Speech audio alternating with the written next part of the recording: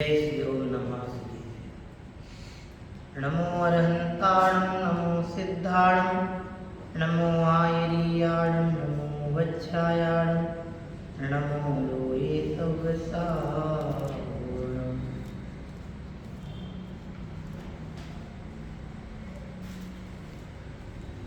मंगलं भगवान् वीरो मंगलं गौतमो गणी मंगलं कुंद कुंदाख्यो जैन धर्मो मंगलम्। सर्वमंगल मांगल्यं सर्वकल्याणकारिकं प्रधानं सर्वधर्माणां जैनं जयतु शास्त्रम्। जैनं जयतु शास्त्रम्।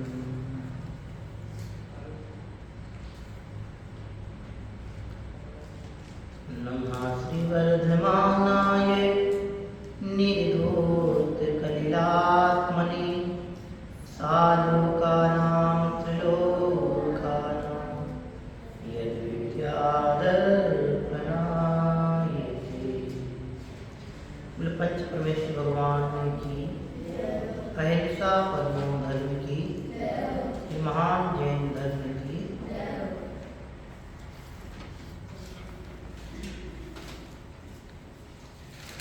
सायंकालीन कक्षा में सप्त व्यसनों के आधार से अपनी चर्चा चल रही है। व्यसन बुरी आदतों का नाम है। जिनके जीवन में बुरी आदतें प्रवेश कर जाती हैं उनका जीवन जीते जी नरक के समान हो जाता है।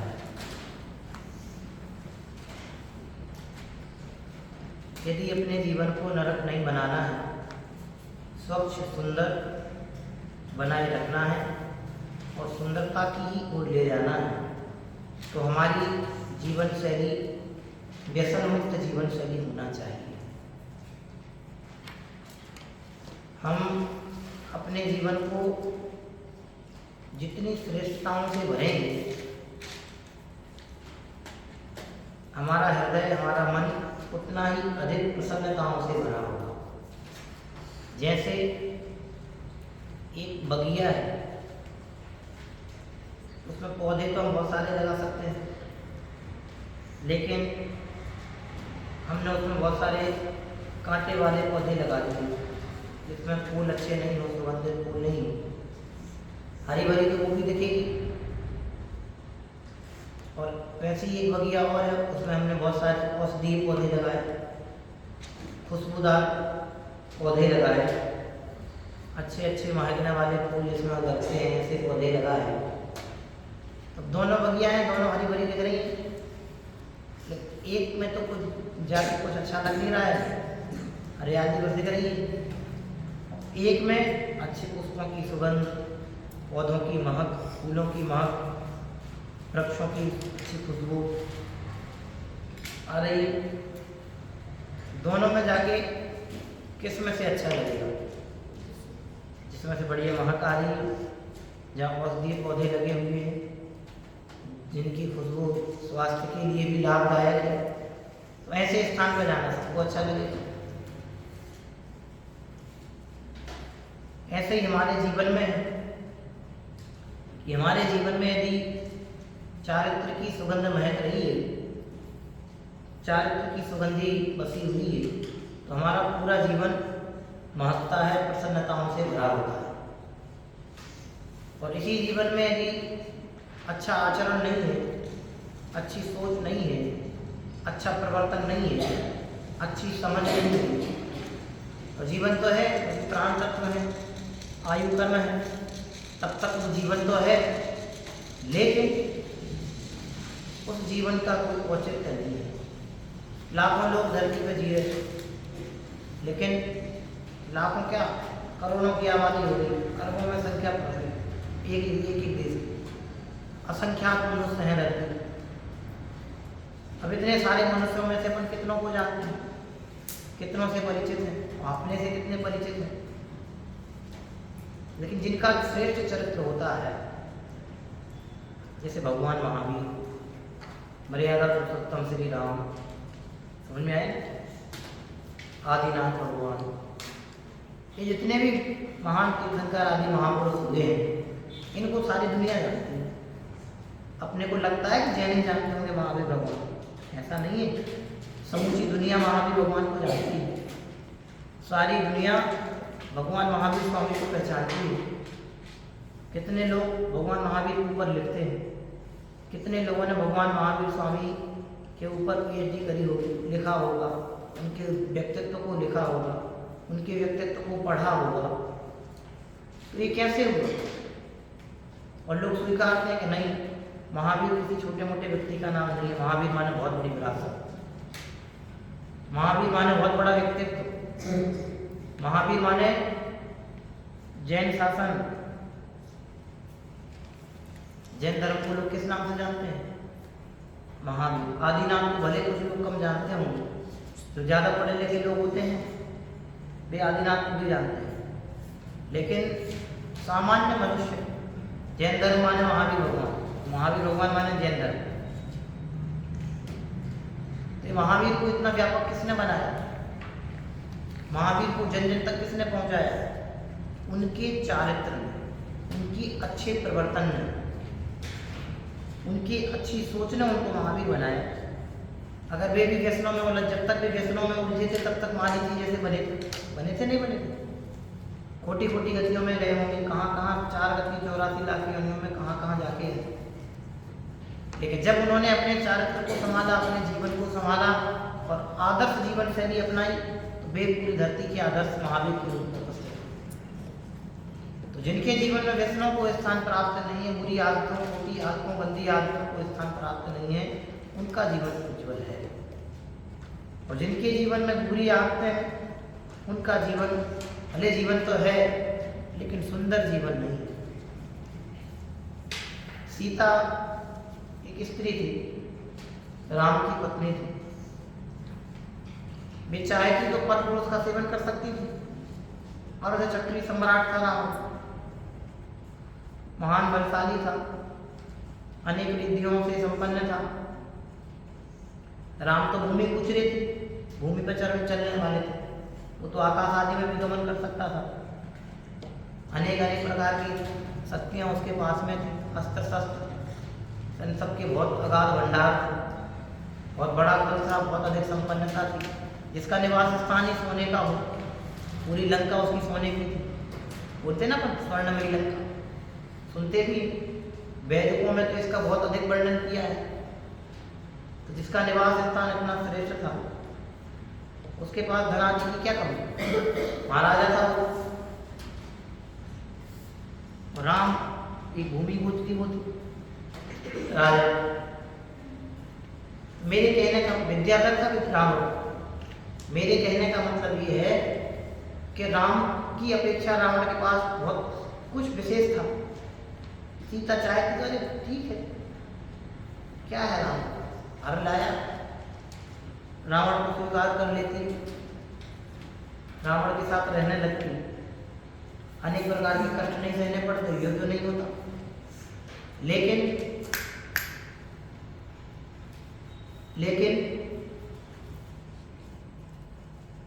सीता ने ऐसा नहीं किया।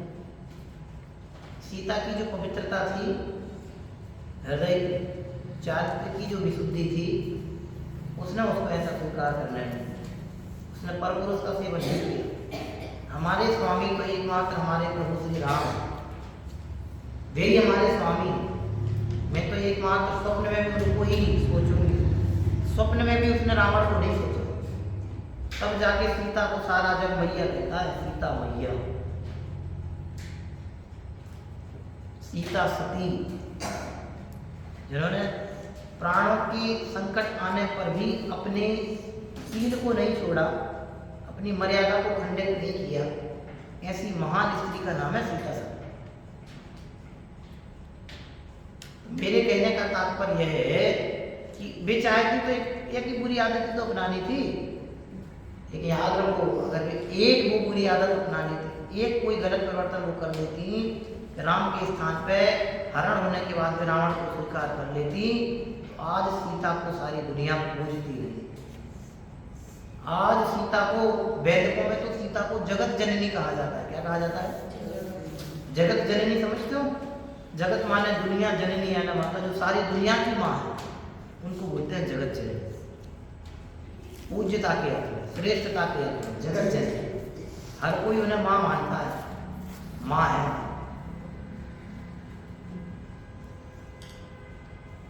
समझ में आया?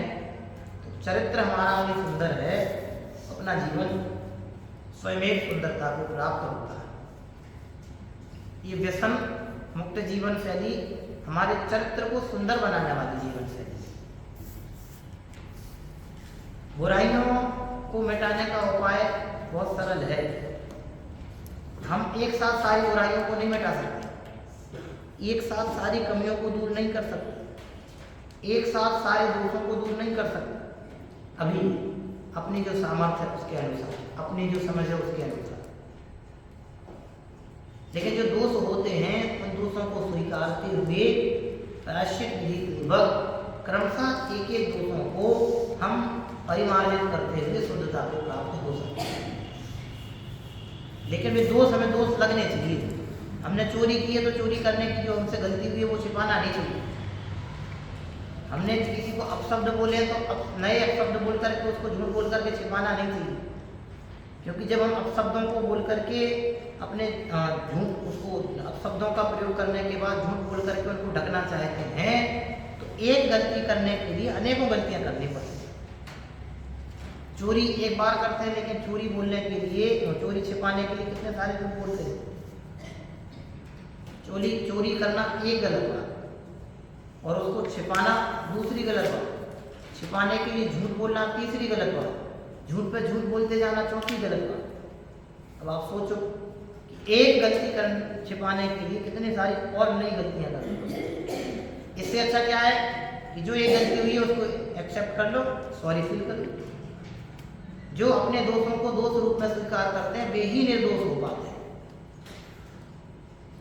जो अपने दोषों को दोष रूप में स्वीकार करते हैं वे ही निर्दोष हो पाते हैं, और जो अपने दोषों को दोष रूप में स्वीकार नहीं करते वे कभी निर्दोष नहीं हो पाते। निर्दोष होने का एक ही उपाय है कि अपने आप को, अपने स्वभाव को पूर्णतः निर्दोष देखते हुए जो दोष हमसे हमारी कमजोरी के कारण हो रहे हैं उन दोषों को स्वीकार करके उनको दूर करने का उपाय करना।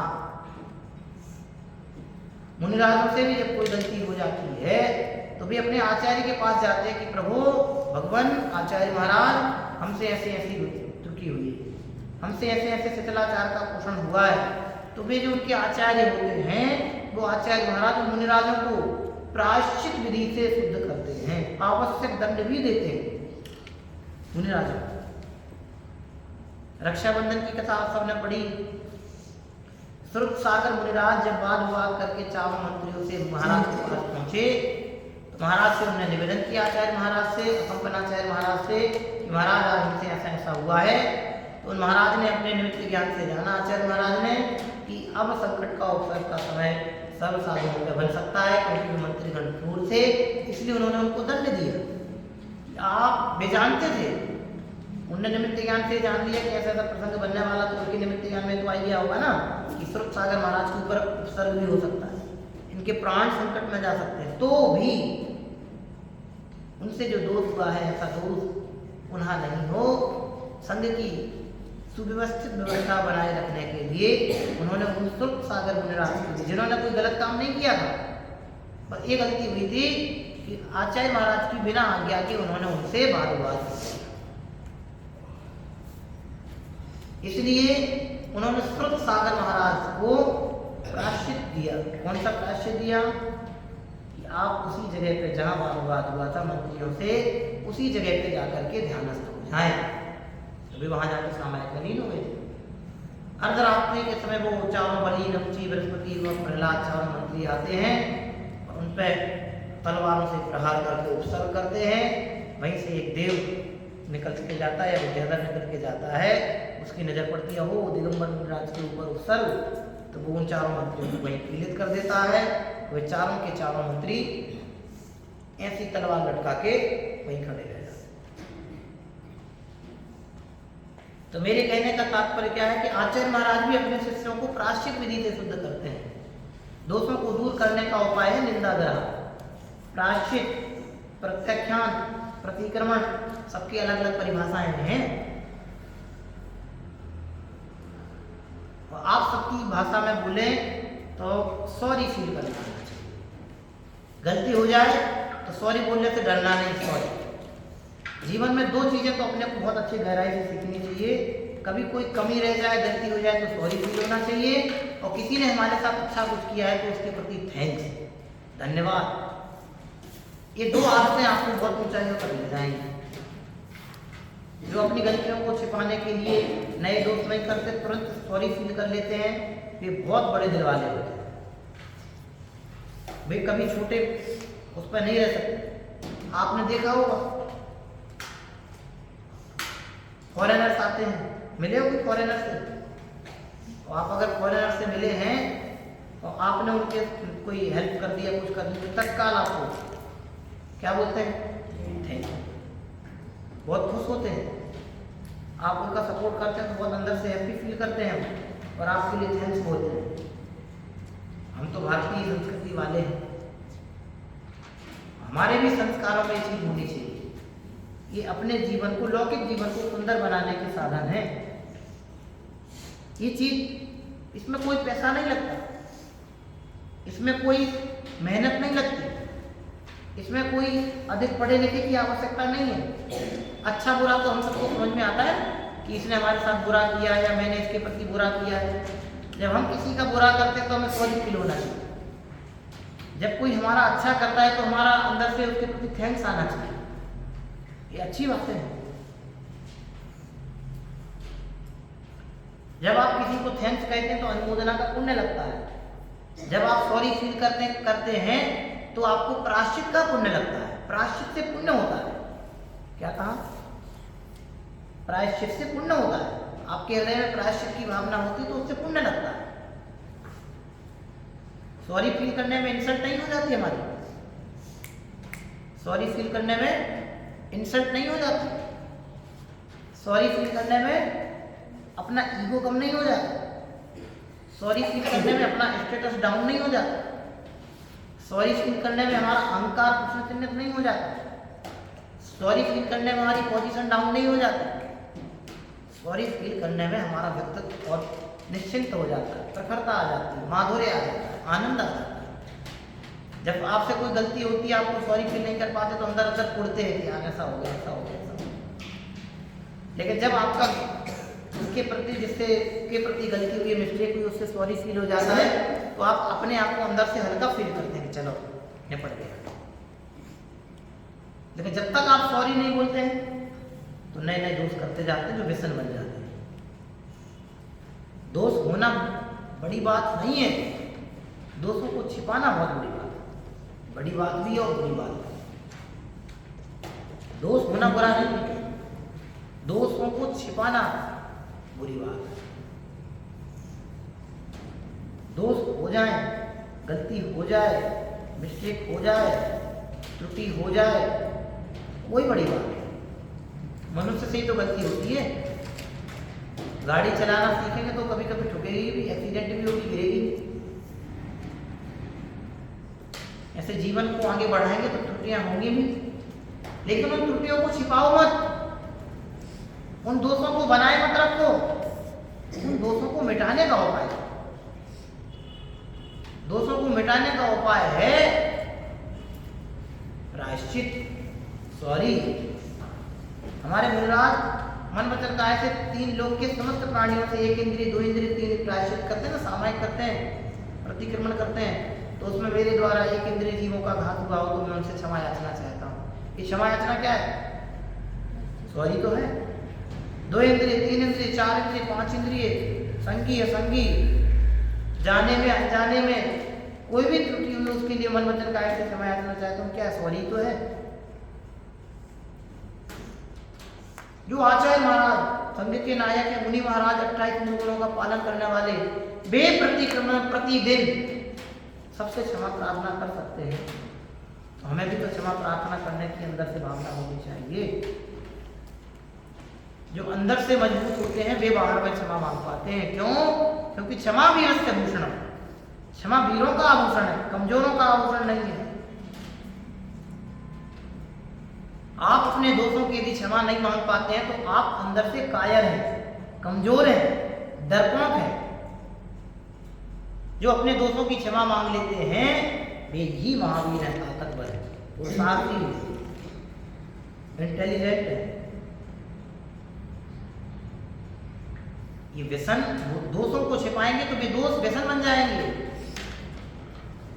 और जिनके जीवन में व्यसन होंगे वे कभी अपने जीवन को सुंदर नहीं बना पाएंगे।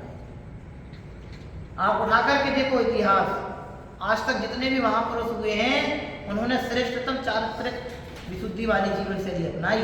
उनका खान पान, रहन सहन, उठना बैठना, बोलना चालना, फिरना, आपसी बातचीत, सब कुछ अच्छा था। हमें भी यदि अपने जीवन को अच्छा बनाना है तो बहुत सी विशेष बातें सीखनी पड़ेगी। गुस्सा, जरा जरा सी बातों पे गुस्सा कर जाते हैं। गुस्सा करते रहना ये भी गंदी आदत है, व्यसन है। समझ में आए ना? कभी अपने दोस्तों के प्रति गिल्टी फील नहीं होना। हमसे कोई दोस्त हो जाए तो गिल्टी फील अलग होता है बच्चे, नहीं? दोस्त हो जाए तो अंदर में घृणा का भाव रहे कि प्रभु हमसे ऐसी त्रुटि हो गई, ऐसी गलती हमसे नहीं, तो जाके निर्दोष बन पाएंगे। दूसरा आपको निर्दोष बना नहीं सकता, महावीर आपको निर्दोष नहीं कर सकते, लेकिन आप चाहें तो 1 सेकंड में निर्दोष हो सकते हैं। सॉरी बोलने में कितना टाइम लगता है? बोलो अभी, सॉरी बोलने में कितना टाइम लगता है? 1 मिनट भी नहीं लगता। सॉरी कितना सा टाइम लगा? 1 सेकंड भी नहीं लगा, 1 सेकंड से भी कम टाइम लगता। आप अंदर से सॉरी बोलना सीखो, बैठ जाओ। Very good. दोस्तों को छिपाओ मत। जो अपने दोस्तों को छिपाते हैं वे वीक होते जाते हैं, कमजोर होते जाते हैं। आप एजुकेशन में कमजोर हो रहे हैं, पढ़ाई लिखाई में कमजोर हैं, इसका मतलब आप अपने अंदर के दोस्तों को छिपा रहे हैं। दोस्त आपको कमजोर बनाते हैं, दोस्त आपको भयभीत करते हैं, दोस्त आपको अंदर से डराते हैं, दोस्त आपको आपकी नई सोच से दूर ले जाते हैं, दोस्त आपको नया नहीं सोचने देते हैं, दोस्त आपको आपके उद्देश्यों से दूर कराते हैं, दोस्त आपको आपकी इंटेलिजेंसी से बिल्कुल कमजोरी की ओर ले जाते हैं। अब आप सोचो, एक गलती करने के कितने दुष्परिणाम हैं। आपकी इंटेलिजेंसी पूरी खत्म कर देते हैं। जिनवाणी से बड़ा मोटिवेशन दुनिया में कहीं नहीं है। भगवान वीतराग, भगवान की वाणी के अलावा दूसरा कोई मोटिवेशन है ही नहीं। हमारी जैन शासन में कब से लिखा है क्षमा? पहले धर्म का नाम है उत्तम क्षमा। अब आप सोच के देखो, आप सॉरी बोलना सीखें। बच्चे यदि बचपन से सॉरी बोलना सीख जाते हैं तो उनका पूरा जीवन बहुत सुंदर होता है। सॉरी बोलना हमारी कमजोरी नहीं है, ध्यान रखना। सॉरी बोलना हमारी ताकत है। आप सॉरी बोलना सीख जाएंगे, आपको दुनिया की कोई ताकत नीचा नहीं दिखा पाएगी। क्यों? क्योंकि जब भी आपसे कोई मिस्टेक होगी आप तत्काल सॉरी बोल देंगे, और आपके सॉरी बोलते ही सामने वाला आपको गले से लगा देगा। Why not, it's okay. यही तो होता है। आपने बोला सॉरी, तत्काल ही वो आपके सारे दोस्त भूल करके आपको गले लगाएगा। It's okay, why not. आप सोच के देखो, आप आपस में प्रैक्टिकल करके देखो। अभी 50 लोग हैं ना, 50 में प्रैक्टिकल करके देखो। ये छोटी छोटी सी मिस्टेक आप में होती है, जरा जरा सी बातों की शिकायतें आप में होती हैं। ये शिकायतों में जितना हमारा समय जाता है, वही समय यदि हमारा स्वाध्याय और संयम में जाए तो सोचो हमारा दिमाग कितना प्रसन्न रहेगा। ध्यान रखना, जो कमजोर होते हैं वे शिकायत करते हैं, और जो पावरफुल होते हैं वे समाधान ढूंढते हैं। आप शिकायतों से श्रेष्ठ नहीं बनते। जो शिकायत करते हैं वे श्रेष्ठ नहीं होते। जो समाधान देखते हैं वे श्रेष्ठ होते हैं। भगवान महावीर के सामने बहुत सारी समस्याएं थी, अगर वे शिकायतें करते तो भगवान नहीं बन पाते, और समझौते करते तो भी भगवान नहीं बन पाते। उन्होंने उसका समाधान देखा। और विश्व में तो, संसार में तो प्रति समय समस्याएं ही, समस्याओं का नाम ही संसार है।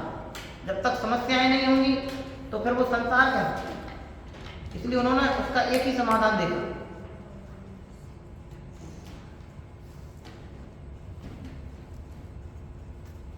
एक ही समाधान देखा उन्होंने। कौन सा समाधान देखा? कौन सा समाधान देखा? संसार में सुख नहीं है, संसार में कोई सुखी नहीं हो सकता। इसलिए उन्होंने संसार से ज्ञान वैराग्य को प्राप्त करके अपने आत्मा को जानने का प्रयास किया, उसमें लीनता रखी, भगवान सॉरी बोलना सीखी। गलतियां होना बड़ी बात नहीं है, गलतियां हो जाएं उनको छिपाना। कितने बच्चे आप देखो ना, आप बहुत सारे लोग वो खाते हैं, जर्दा तंबाकू खाते हैं, चूना। बचपन में कभी खाई होगी, आज तक खाए आ रहे हैं। जिस जर्दा को गधा खाना पसंद नहीं करता, उसको मनुष्य बड़े कष्ट के साथ, स्वाद के साथ खाना पसंद करता है। गधा नहीं खाता तंबाकू, पता है ना, मनुष्य बड़े चाव से खाता। अब सोचो इतनी गंदी चीज को कैसे आदत बन के छोड़ नहीं पा रहे। इसलिए दोस्तों को छिपाओ मत। बचपन में कभी चोरी छिपके वो लोग बीड़ी पीते थे, आज को लिया बीड़ी पीने को मजबूर है, तंबाकू खाने को मजबूर है। क्यों? क्योंकि बचपन की ये गंदी आदत ऐसी बड़ी कि अब वो आदत उनको लाचार बनाए हुए, कमजोर बनाए हुए, छोड़ नहीं पा रहे। शराबियों की कमजोरी शराब है। एक शराब की बोतल में भी कितने ही गंदे काम करने के लिए तैयार हो जाते हैं। कल कहा था ना, शराब सेवन में मदिरा पान। शराबियों को एक शराब की बोतल दे दो तो वे कुछ भी करने को तैयार हो जाते हैं। अच्छा बुरा नहीं देखते। आप देखो जब कैसी विकृति फैली हुई है, जब इलेक्शन का टाइम आता है तो कितनी देश में शराब बेची जाती है, दी जाती है, बांटी जाती है। क्यों? क्योंकि जो शराबी वर्ग के लोग हैं उनका दिमाग वहीं तक सीमित है, और एक बोतल में अपना जीवन खराब करके कहने को एक बोतल पीते हैं, लेकिन उनकी वो एक बोतल पूरा जीवन पी जाती है, जीवन नष्ट कर जाती है। कभी नहीं, बुरी आदतों का सेवन कभी मत करो। आप यहाँ पढ़े अथवा नहीं पढ़े, कहीं पे भी रहें, यदि बेस्ट लाइफ आपको जीनी है, दी बेस्ट लाइफ आपको यदि जीनी है तो व्यसन मुक्त आपको जीवन शैली अपनानी पड़ेगी। आपको अपना रहन सहन, खान पान, सोच समझ, व्यवहार, ये सब सुधारना है। ये जब तक नहीं सुधरेगा तब तक जीवन अच्छा नहीं बनेगा।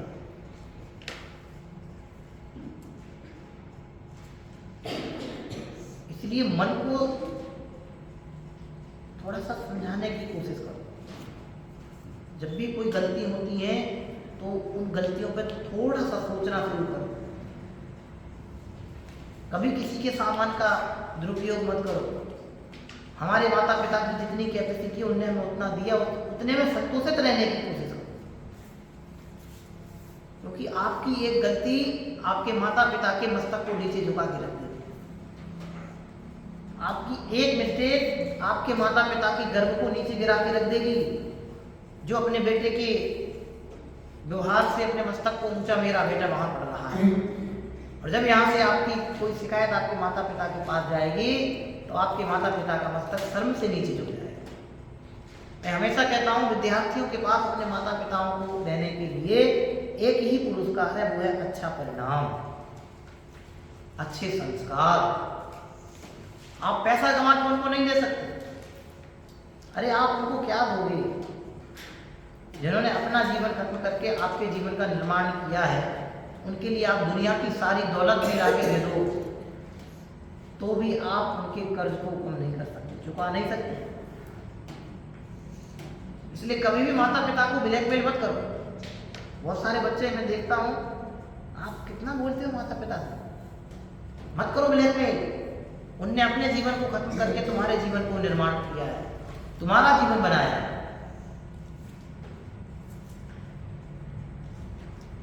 उन्होंने जिस उद्देश्य से तुम्हें अपने से दूर किया, उनकी आत्मा नहीं रोती होगी, लेकिन उन्होंने अपनी आत्मा पे, अपने दिल पे पत्थर रख के तुमको संस्कारों की मधुशाला में भेजा है।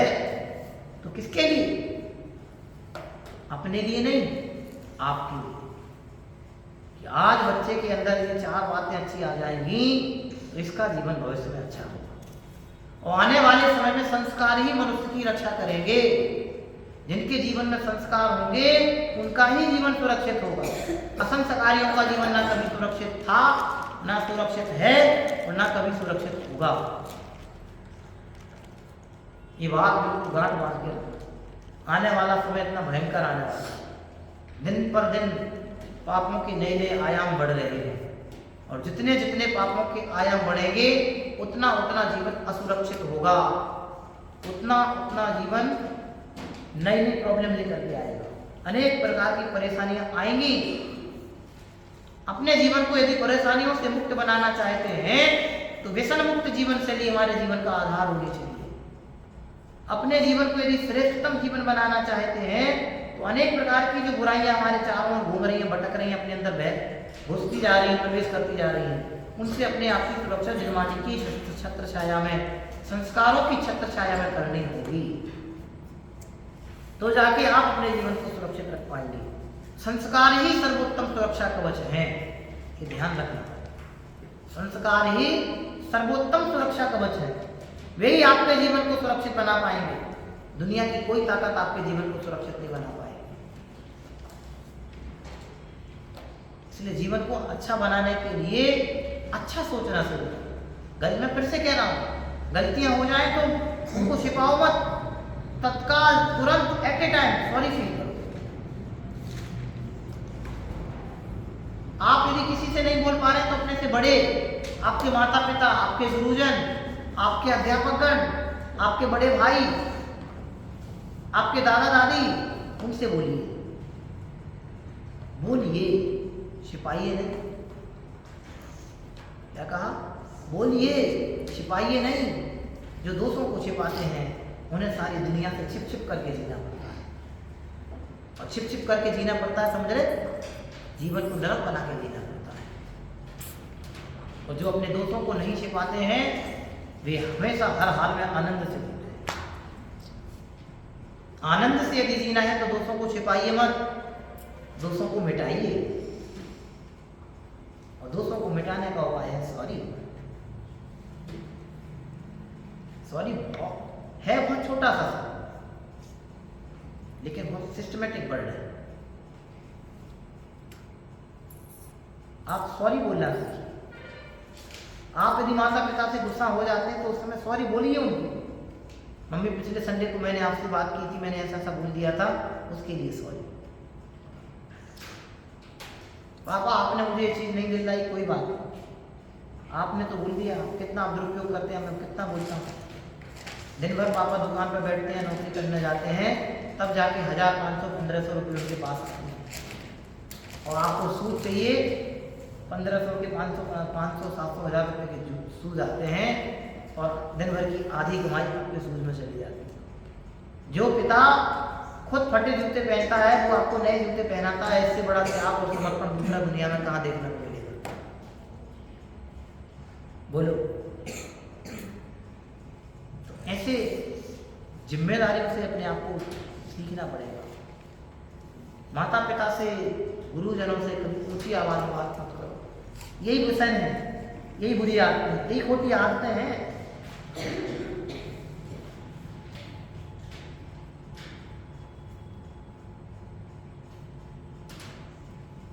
इसलिए बेटे हमेशा दोस्तों के प्रति प्रायश्चित की भावना होनी चाहिए। अच्छी भावना, एक सॉरी की भावना, प्रायश्चित की भावना सर्वोत्तम भावना है। पंचम काल पापों की प्रखरता का काल है। इसमें आप नहीं भी चाहोगे तो भी पाप होंगे। में आए? हीन काल माना जाता।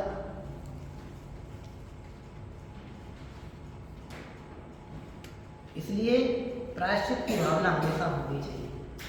कोई भी गलतियां हमसे हों, यहाँ आगे भी जब बड़े भी हो जाए आप, तब भी ये बिल्कुल आप सीखो।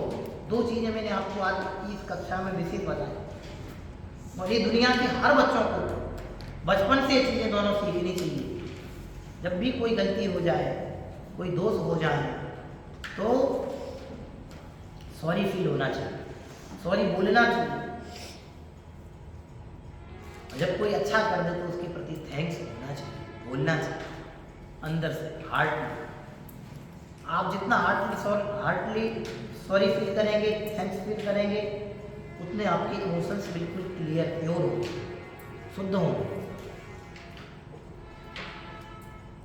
लेकिन आप नहीं करेंगे तो फिर मारने पीटने, कूटने, लूटने, पीटने, एक ही भाव आएगा। इसलिए दोषों को छिपाइए नहीं, दोषों को मिटाइए। गलतियों को दोहराइए नहीं, एक एक गलती को डबल मेहनत से दूर करिए, दूर करने का प्रयास कीजिए। ये है व्यसनों से बचने का उपाय। आप हमेशा सॉरी फील करना सीखें। आप देखो, कोई भरोसा नहीं है, माता पिता कितने संकटों में जूझते हैं, परिवार में कितने प्रकार की समस्याओं का सामना करते हैं, चल नहीं पाते हैं, ढंग से बैठ नहीं पाते हैं, दौड़ने की सामर्थ्य नहीं है, दुनिया के सामने कंपटीशन है, समाज के सामने वैल्यू, अपना लेवल मेंटेन करके चलना है। कितने बड़े स्ट्रगल हैं उनके सामने। याद रखना, पैसा समस्याओं का समाधान नहीं है। लगता है कि बिना पैसे के कुछ नहीं होगा, लेकिन सच बताएं तो सच्ची समझ के बिना कुछ नहीं होता।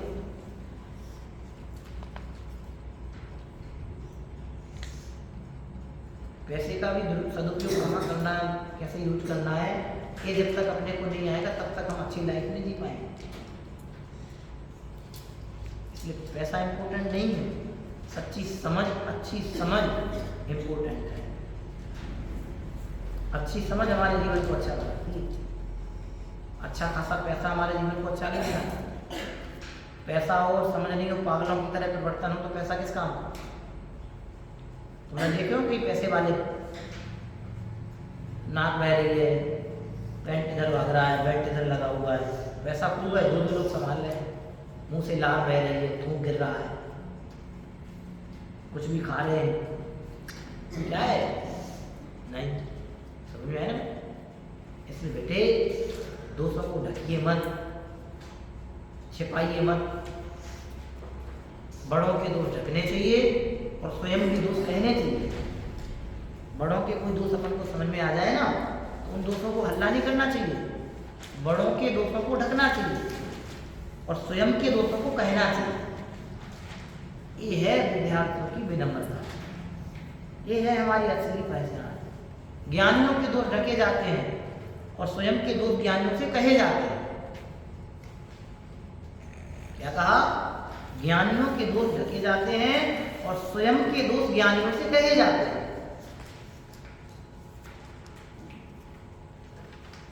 ज्ञानियों के दोष क्यों ढके जाते हैं?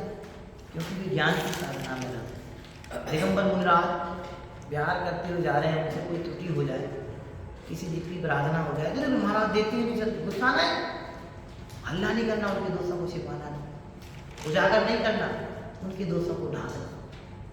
अचानक से प्रवर्तन करके आ रहे थे, विहार करके आ रहे थे, कोई त्रुटि हो गई, ऐसी ऐसी गलती हुई महाराज। जब आप उनको उनके दोष बताएंगे, हल्ला नहीं करेंगे, तो उसमें आपको पुण्य लगेगा, और आप उनके दोषों का हल्ला करेंगे तो आपको पाप लगेगा। क्यों? ज्ञानियों के दोष उजागर नहीं किए जाते हैं, ज्ञानियों के दोष ढाके जाते हैं। अरे ज्ञानियों की तो बहुत बड़ी बात होगी, साधर्मियों के दोष उजागर नहीं किए जाते, साधर्मियों के दोष ढाके जाते हैं। इसको बोलते हैं उपगूहन स्थितिकरण।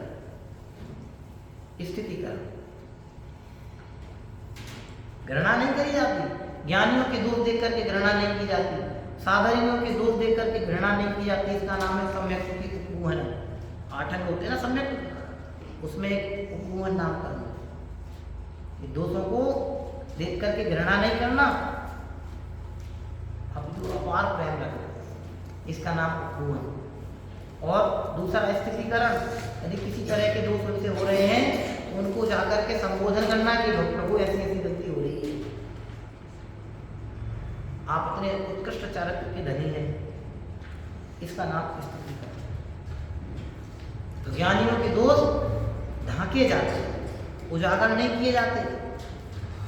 ज्ञानियों के दोष ढांके जाते हैं और अपने दोष ज्ञानियों से कहे जाते हैं। जो ऐसा करते हैं वे एक दिन परंपरा से निर्दोष हो जाते हैं। इतनी सी सीख है। जीवन में सॉरी बोलिए और सुखी रहिए, जीवन में थैंक्स बोलिए, प्रसन्न रहिए, सुखी बोलिए, हैं ऐसा सुखी बोलने से सुखी नहीं होंगे। सॉरी बोलिए, सुखी रहिए, खुश होकर के सॉरी बोलिए। सुखी रहें सब जीव जगत के, कोई कभी ना घबरा, है ना भावना है। कहाँ में है? एक और पढ़ते अपन उसको। प्रेम भाव हो सब जीवों से, गुणी जनों में हर्ष प्रभु। पढ़ते एक और पढ़ते हैं। करुणा स्रोत बहे दुखियों पर, दुर्जन में मध्यस्थ प्रभु। ये सब लाइनें हैं, यहीं से बोल रहा हूँ मैं साहब, अलग से कुछ नहीं बोला। ज्ञानियों के दोष झांकिए और स्वयं के दोष कहिए, ठीक है। सॉरी बोलना सीखिए और सुखी हो जाइए, थैंक्स बोलना सीखिए और प्रसन्न हो जाइए। ये निर्वाणी हमें हमारे दोषों को दूर करने के लिए होगी है। हम और आप सब भी अपने जीवन में जो होने वाली गलतियाँ हैं, दोष हैं, उन दोषों को मुक्त करके प्रसन्नता के धर्म के मार्ग में आगे बढ़े। ऐसी परम पवित्र भावना के साथ अभी विराम लेते हैं। ओम नमः शिवाय।